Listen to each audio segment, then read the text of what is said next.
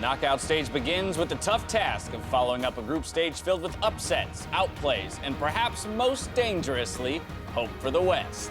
We start quarterfinals with LPL's Invictus Gaming looking to make their region proud by taking down tournament favorites KT Rolster in the first round of knockouts. Here we see the teams in their ready rooms just moments ago as they are gearing up for a grueling best of five. Hello, everyone. I'm James Patterson, joined by Indiana Frosker and Black, Martin DeFisciolunga, and Joshua Jat Leesman. Congratulations to the three of you for making it to the best of fives. Consistent knockout stage to the quarterfinals appearance. I'm proud of all three of you. There's some NAs from Europe as well, man. Look at that. We are very much mirroring the tournament so far this year. One of the most diverse, groups, or rather, knockout stages we've had in terms of qualification. Through today's best of fives will be served with stellar analysis from not just these magnificent minds, but also our broadcast partners, delivering knockouts so that fans all across the globe can tune in to the action. Here you see some of them. Now, today, we kick things off with the bottom half of the bracket, where tournament favorites aim to find a spot in Gwangju for the semifinals. KT Rolster aims for their spot in the top four versus Invictus Gaming to start the day. And then Europe's G2 Esports makes the organization's quarterfinal debut versus the LPL's Royal Never Give Up. Yeah, looking at this bracket right now, you can see why there is a lot of hope for both Fnatic and Cloud9 when you looked at Afrika in the group stage, barely getting that first seed. And the bottom of the bracket, I have to say, KT Rolster and Invictus Gaming. That's interesting we had that as the very first matchup because that's where my eyes immediately go as far as team strength. I mean, there's three super teams in the bottom of the bracket. RNG and IG both considered G2 both considered super teams in their respective regions. Why are we laughing at that, guys? Come on. Yeah, serious statements only on the analyst desk. A reminder that from here on out, the tournament is single elimination best of five. And for quarterfinals, each side will play out their quarterfinal match on a given day until we have our final four. Let's talk about that change, though, from best of ones to best of fives, and also the shortened amount of time that these teams have between groups and knockouts as compared to previous years. I think the first thing is how it adjusted draft in particular, because obviously you can't just have one plan or two plans. You must have at least 5 plans. Side selection is also going to be rather key. I believe it's dynamic side selection, so higher seed gets to choose where they have it on 1, 3, and 5. And from there, it's just like who's going to break the Urgot Aatrox, who's going to break the LeBlanc Syndra, things like that for me. Yeah, and I'm really interested in the IG KT series, how much IG is going to end up playing on red side. Because I feel like it's actually their better side. KT selected blue for game 1, and sometimes when these series get running, you could actually just have set sides the whole series, depending on what teams' preferences are. I just want to see what kind of meta you get within the best of five itself. Because in best of ones, it's always like we have this one strategy, pull it out, go, maybe win a game, maybe not. Best of five, you come in with a plan for the first game. If that completely backfires, you often have to change that for the next game. There might be a single pick that ends up being the most important we didn't expect. We had like in the past and MF support coming in that no one saw coming, and someone decided the whole thing. It could be something like that in a best of five. It's also the questions of, what is left in the tank for all of these teams? Have we seen teams like Cloud9 burn all of their trump cards, or will we continue to see new picks kind of evolve the best of five meta as we go forward? Yeah, the teams had their taste of adaptation in that second round robin of the group stage. Even more important here in a best of five with the one opponent. Now, in Worlds 2018, more so than in other years, each team came out of groups with a very distinct identity that earned them a spot in the knockouts. And these teams clash. We wanted to distill these styles down to as few words as possible. So let's start with KT Rolster. Yeah, KT, we're kind of looking at them and saying suffocating. They are the kind of team that basically removes the amount of options you have in a game to make proactive plays against them without getting punished. And they basically force you into a situation where they will always know where you are, they always know what you're doing, and if you're gonna break that, you're gonna have to take a chance. You're gonna have to take a 50-50 play and try and outplay them there. Yeah, you know those little overhead bins you have in planes sometimes? Just imagine you're like stuck in one of those trying to fight against like a bear. That's what it feels like playing. A bear in an overhead bin? Yeah, just imagine who brings what would a bear on the plane and puts it in the overhead bin? The KT Rolster are huge favorites. That analogy unraveled so quickly. I was like, all right, let's get. I was like, small space, you're really trapped. compartmentalized. But there's a bear. Now there's a bear.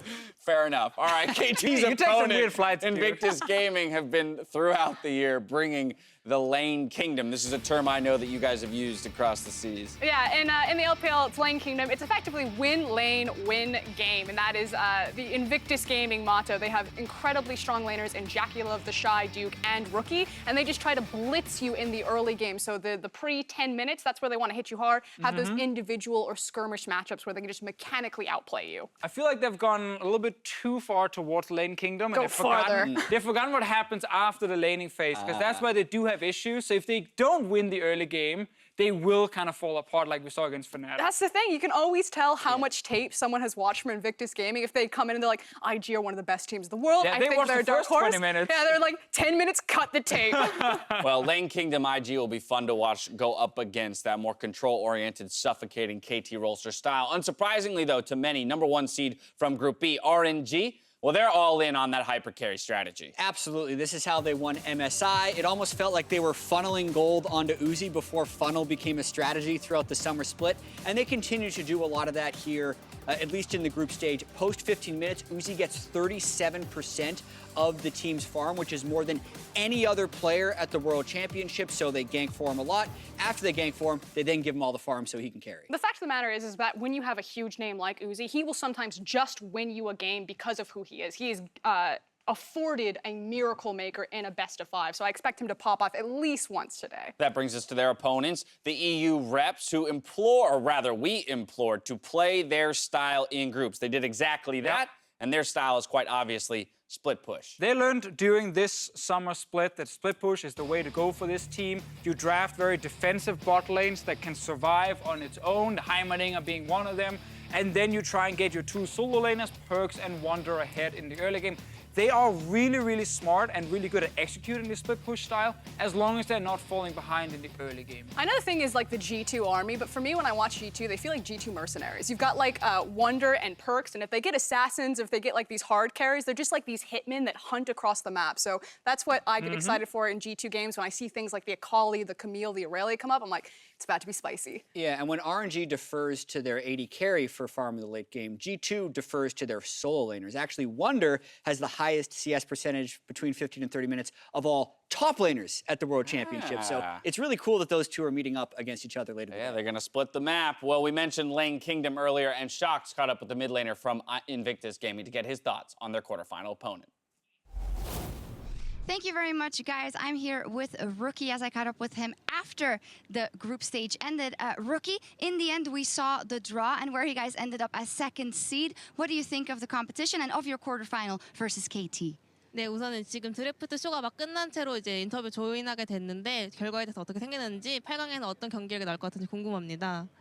일단 저희가 푸나틱 선수 확실히 잘하고 이제 저희가 이번에 실력적으로 좋다 생각해서 이렇게 아쉽게 2위로 맞췄는데 KT를 마주하게 돼서 조금 걱정은 되네요. 근데 뭐 KT도 무너질 수도 있고 이제 저희가 더 잘해지면은 이길 수 있는 확률도 있다 생각해서 저희가 도전하는 입장으로서 좀 연습 열심히 해서 가면은 오늘보다 나은 경기력으로 좀 보답할 수 있을 것 같아요. So first of all, it's really sad to end in the second set because I think Fnatic was obviously better and that's why we lost. But I actually didn't think that we were gonna be facing KT Rolster. I feel like we're the challenger. It's gonna be a big struggle for us. But if we perform better and if KT become a little bit shaky, I think there are chances for us to taking them down. And of course, there is a very interesting mid lane matchup. You're going up versus that new rookie in Yukal, who has been doing very well, and you have been performing quite well already. How do you think that matchup is going to go? 그러면 유칼 선수라는 신인 선수 미드에서 만나게 되는데 어떻게 기대하시나요? 일단 제가 요즘 개인적으로 개인의 약간 컨디션이 좀 좋다고 생각을 해서 일단 미드 라인전 정도는 제가 그래도 가볍게 이길 수 있지 않을까 생각을 하고요. 장난이고 일단 미드에서 안 지고 들어가면은 저희도 이제 그 KT 상대로 조금 비워볼 수 있지 않을까 생각을 해요. Well, I personally think that I am performing really well right now, so I think it will be an easy laning phase for me. But just kidding, I just feel like if I do better at mid lane, it will be an easy game for the all IG players. Okay, can I also get a quick prediction of the other match, RNG versus G2? 그러면 다른 경기 RNG G2전에 대한 예상 한번 들어볼 수 있을까요?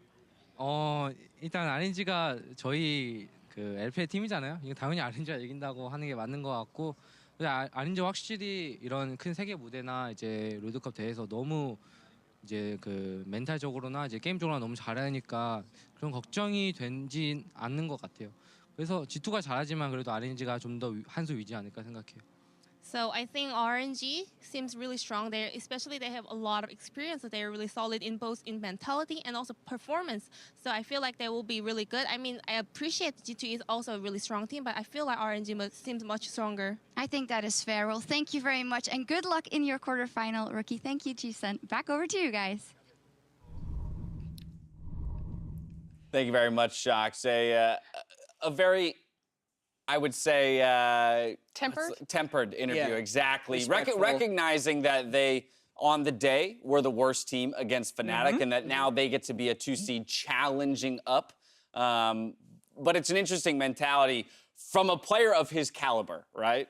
Yeah, and the thing is that after RNG beat Invictus Gaming in the spring semifinals, and IG had that horrific collapse and then took 4th place in the LPL, Rookie took it really hard, you know, just very head and hands down, very emotional, very upset. And he worked so hard and he carried so much of that blame on himself. He talked about how they knew that they weren't going to be playing with the Shy. He felt it was his responsibility to carry. He tried to lock in the counter matchup and he actually failed in the 1v1 across from Xiaohu, and it was one of the reasons why they slid backwards. So Rookie definitely has felt a lot of pressure on his shoulders to perform and to really carry Invictus Gaming. This is not a guy who will step backwards. He wants to step forwards. All right, we'll see him play in not too long, but later, RNG and G2 will compete, and I don't think it's a shocker to anyone when I say that the LPL representatives are heavy favorites in this matchup. How dare you? Oh no, I shocked RNG, the Patricio. MSI champions and spring and summer Mild champions of the LPL. Absolutely, I think they came in as tournament favorites. We've talked a lot about their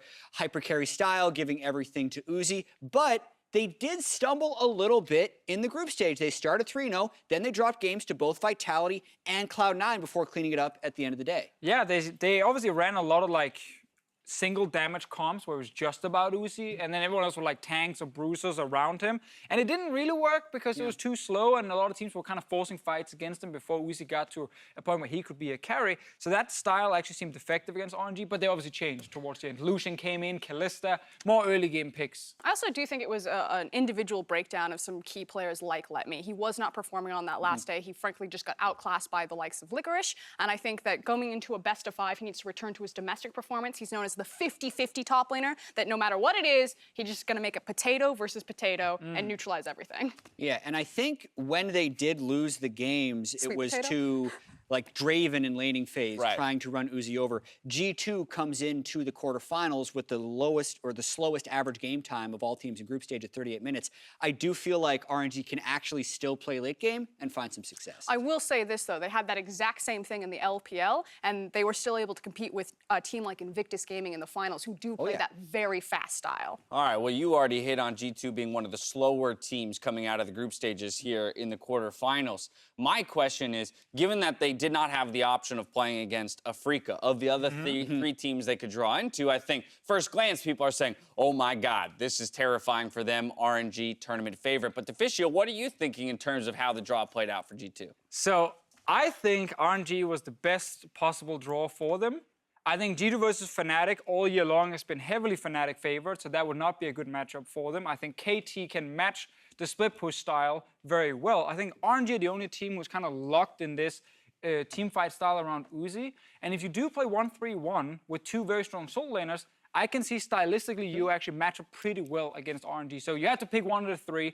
I think G2 are actually not too unhappy with this one, mainly because, as you highlighted, Letme has not looked that great. Xiaohu has been kind of invisible in a lot of these games. Perks and Wonder, they can do a lot of work against these 2 guys. I think you're using too soft of language when you say kind of invisible. I actually think Xiaohu has been invisible. And the last time I we want to be saw... a nice guy, but fair enough. Well, the last time that we saw Xiaohu and Perks go toe-to-toe, Xiaohu did get the better of that matchup, you know, all the way back in a throwback at a different international tournament. But this time around, I actually think mid lane will really decide this between these 2 teams. Well, what I like about the matchup as well for G2 is if you're trying to go up against RNG and beat them through their bottom lane, I feel like in a best of 5, that's that's almost never going to happen. G2 doesn't even try for that. I think Hjarnan and Wadid have actually performed a lot better than people's expectations because they've shifted their own mindset of what they're trying to do in lane phase. They pick Heimerdinger, they pick Brand, they pick Jhin. They don't try and become that late game hyper carry, but instead they do play their own game. And this Heimerdinger that everyone says should be permabanned, that is completely undefeated,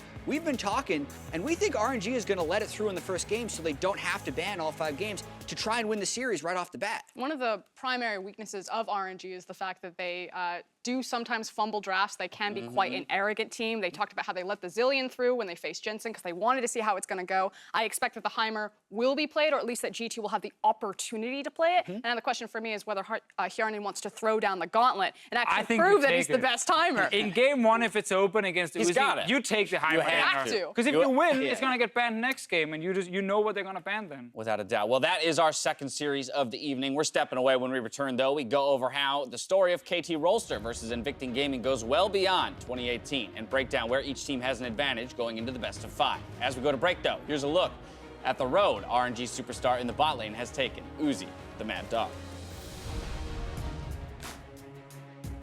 Uzi was only 16 when he stood center stage across from Faker. The 2013 World Championship would birth not only the beginning of Korean dominance, but witness the rise of 2 of the greatest players to ever touch the game.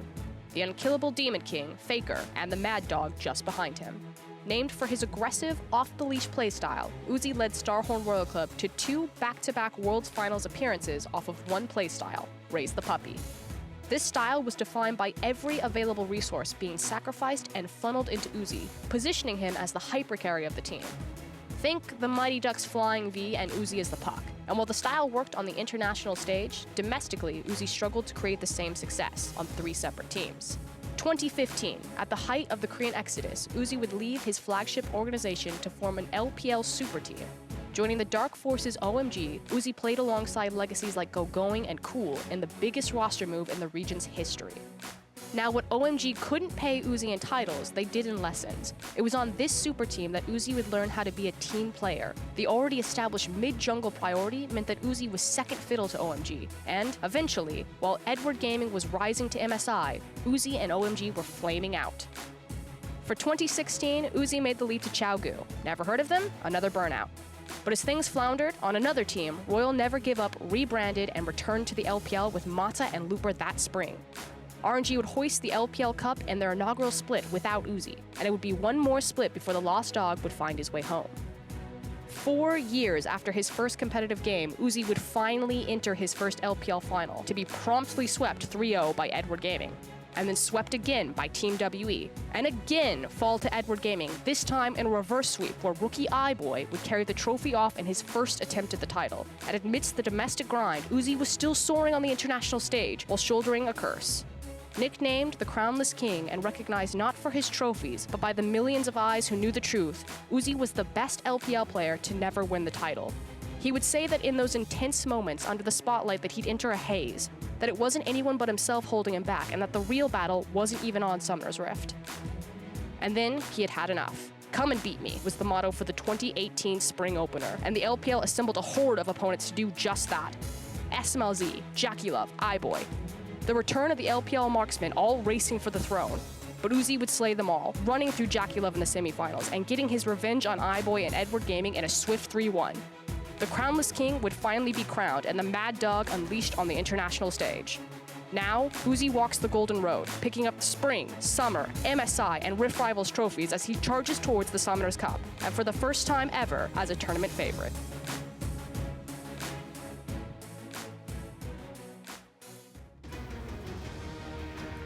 Welcome back. It's World's Countdown and KT Rolster, Invictus Gaming, they're clashing in just a few minutes. Before we get to that series, though, and as the #1 seed from the LCK loads up onto the stage, KT Rolster, let's recap kind of the heartbreaking history of this organization up to this point. Yeah, a lot of ups and downs. Obviously, it is a StarCraft organization that entered League of Legends in 2012. 2013 is when you got the first big moment for a lot of Western fans. It was Ryu versus Faker in the famous Z versus Z duel, Game 5. They end up losing the summer split final here in 2013. 2014, however, is when they win their first season. It is KT Arrows with Kakao coming in the jungle. Rookie was actually the mid laner, someday as well on the team. This was kind of the big thing for pick KT. best of fives. Of course, you saw best of five. double Maokai in that game. Long there. time ago. Double Maos. Yeah, Love since then, though, we saw so many Korean players go to China. They all came back to KT Rolster to really play with Score. They built this super team around Score to try not only win an LCK championship for Score, but to win a world championship. And they didn't even make it to Worlds in 2017. So the team decided to stay together when many thought they could break apart. But this time, they get the championship for Score, and now they come into Worlds as one of the favorites. Yeah, without a doubt. KT Rolster face off against their former mid laner, Rookie, who during the Korean exodus to the LPL dedicated himself to succeeding on this roster. Now, Invictus Gaming are older than the LPL itself. They were founded in 2011. The LPL didn't exist till 2013. And like you just said, Rookie came over with that big Korean migration, but he stayed. It's what we call in the LPL a career Korean. You know, he has really cut his teeth in this league and made it his own. He is the best mid laner in the LPL. Everyone has Rookie on their hit list, and unfortunately though, when it comes to the clutch time, when he is standing in that spotlight, Rookie has come just short. He finally got his first chance at an LPL final just this 2018 summer, tried to go the distance, went to all 5 games. Almost got back. And he was clutch himself, but IG have still been unable to put it together. So a lot of hopes and dreams riding on a good international performance, especially after the 2015 blowout. Well, Rookie's journey has brought him here, opposite the super teams at UCal, the youngest player in the tournament. Yeah, and I think actually he's ended up being way better than we expected coming into this tournament. We always knew he was going to be a great player. He's a top 20 player at Worlds. However, it was a lot about other members on the team for us, like Score and Mata. They were kind of names you would look at. But Yuka, to me, has actually been the best performing player on this team during the group stage. And that is fantastic now that they're facing Rookie, the best mid laner in the world. And he is the main difference between the 2017 KT team and now, because we don't have Pawn in the mid lane anymore. But going up against Rookie, I think, is an amazing matchup. Rookie was the most lane-dominant player in the group stage, and that was in a group against Caps. He averaged plus 24 CSD at 15, which is actually absurd. Like 10 is an impressive CSD at 15, and Rookie got up to 24. But going up against the 17-year-old UCal, I can't wait to see how that matchup plays out, because I feel like Rookie is one of the only IG win conditions. I agree, and UCal is, at this point, a star player, but not the main win condition on KT. He's an insurance policy. Yeah, exactly. He can actually just go even in his lane, and they should be able to get advantage in the bottom lane or in the jungle matchup. So I get a sense already around this mid lane matchup that perhaps we're giving an edge to IG in that one. But I want to pull up the scorecard for all of the positions across both of these teams and get a sense of who you guys think has an advantage and where. And I don't think it's just the mid lane. I think we all agree that it's the solo lanes in general for Invictus Gaming. If they can isolate those 1v1s, especially because it's the Shy starting up in that top lane, get Rookie a good counter pick, red side Rookie is a thing that exists in the LPL. We've seen it on the international stage, then that should go the favor for IG. Definitely agree. Solo laners will go IG favorite. To me, jungle matchup for sure goes to KT, and then down in the bottom lane as well. I think the biggest difference is Mata versus Baolan in the support role. Baolan has really struggled when he was needed as a playmaker, as a main engage tool. He's not been able to hit a lot of skill shots on things like Leona, where I feel like Mata has played almost perfect. Yeah, and I think it's a mismatch across the entire bottom lane. We actually came to a consensus on the order of those check marks, and we saw Jackie Love in the group stage be a very inconsistent, unreliable player, whereas Deft was a consistent, reliable player. And you add that to the fact that you also have Mata versus Baolan, as Deficio just mentioned, and that's where I feel like KT gets their largest edge.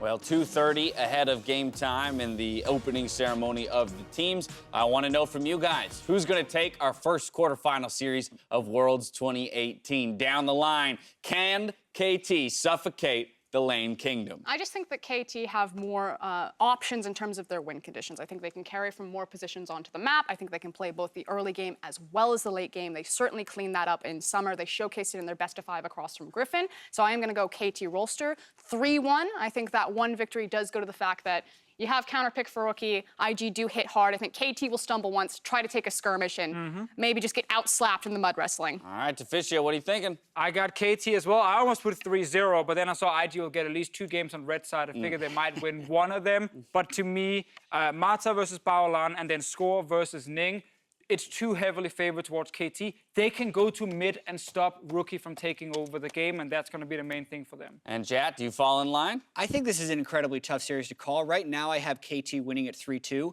Okay. When IG loses best of fives, they typically lose them in the 5th game. That happened twice against RNG. And there's so many different versions of IG that show up, whether or not you see Jakulev actually have a consistent performance, because that does actually happen sometimes. It's just not been able to happen in the big moments. And I think KT, even though they haven't won that many championships, have more experience in this matchup. Definitely a series that could go the distance. To bring us into the series, though, and kick off the quarterfinals, it's time to hand it off to Captain Flowers, Papa Smithy, and Kobe.